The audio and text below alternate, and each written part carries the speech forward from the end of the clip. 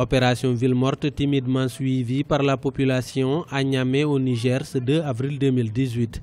À l'appel du cadre de concertation et d'action citoyenne, un regroupement d'associations de la société civile nigérienne opposé à la loi de finances 2018, cette ville morte se constate aussi bien à Niamey que dans d'autres grandes villes du Niger.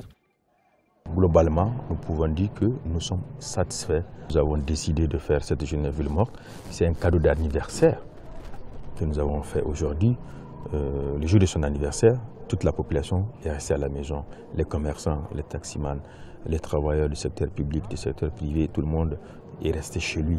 C'est une réponse pour lui dire que, Monsieur le Président, nous ne sommes pas d'accord, nous ne sommes pas contents avec votre gouvernance. La loi de finances 2018, récusée par l'opposition et une partie de la société civile, a été adoptée en novembre 2017. Accusant les contestataires de cette loi de vouloir déstabiliser le pays, le gouvernement n'entend pas revenir sur sa décision. Si l'opération a été faiblement suivie dans certains quartiers de Niamey, elle a été un succès, notamment au Grand Marché, principal centre commercial de la capitale où les boutiques sont restées fermées.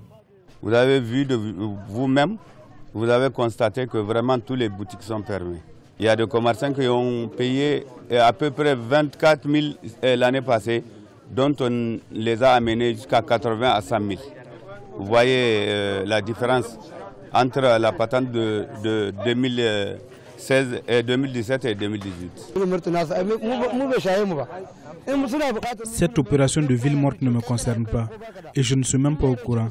J'ai quitté chez moi pour venir chercher de quoi subvenir à mes besoins et nourrir ma famille.